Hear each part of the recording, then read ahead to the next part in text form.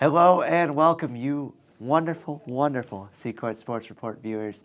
This is episode 3. I know it's crazy to believe this is the 3rd episode of this, and I'm glad we got this project off the ground. And so, once again, it's just going to be a wonderful recap of our exciting events against teams from Grayslake, Illinois.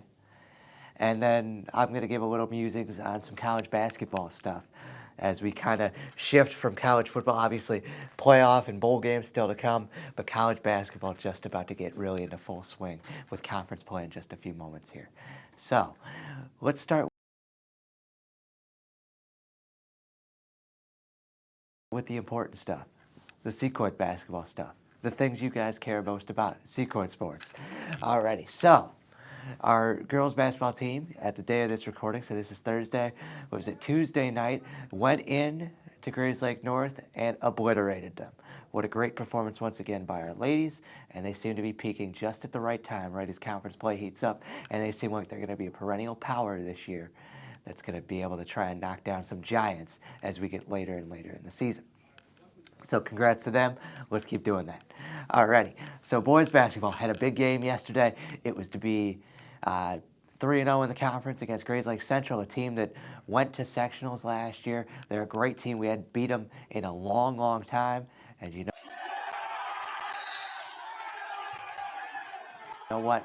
Gutsy performances by all the boys, and they were able to get it done, 52-48 in overtime to beat Central. So all of a sudden, a season that looked like it might be a bit of a struggle at first is starting to turn around at the right time, just as conference play gets ready to get thrown at you, and right before the Christmas tournament in just a few weeks. So they're peaking at the right time. They seem to be turning the corner, seem to have bonded together a little bit more, and they seem like they're going to be a great team down the road here.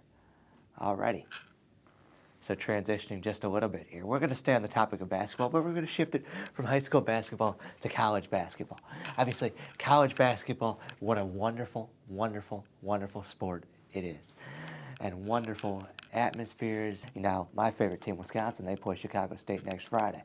Now I think they got a little something, not something crazy to worry about, but they got to stay on lock. Speaking of the Badgers, they play tonight against Jacksonville State. Hopefully, they take care of business.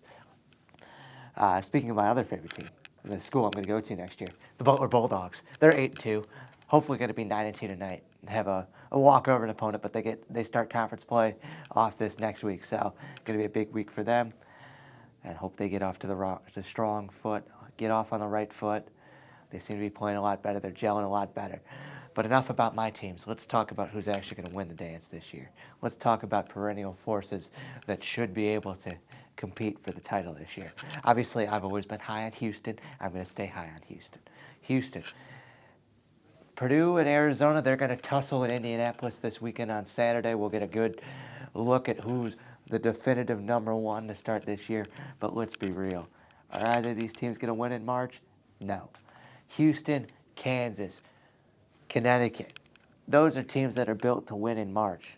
And those are teams that are going to win in March. But as of right now, out of any of the teams in the country who I would take against anyone else on any given night, it'd be the Houston Cougars. Lock it in. As of right now, that is my national champion. Now, that could change as conference play starts. Obviously, I hope the Badgers or the Bulldogs take it down and win the national title this year, but they're not built to win in March yet. If there's a team built to win in March, it's Kelvin Sampson in Houston. And so, as we transition, so this is the final episode here of first semester. Oh, let me give a brief shout out here. A brief display of attention to the wrestlers. Tomorrow night, Friday night, December 15th, pack the place. Seriously, pack the place. Be there. Be loud. Enjoy it. It should be a raucous and fun. Main event really starts around 6:30. Sounds like a plan to me. I think you guys should all go. Pack the place. Alrighty.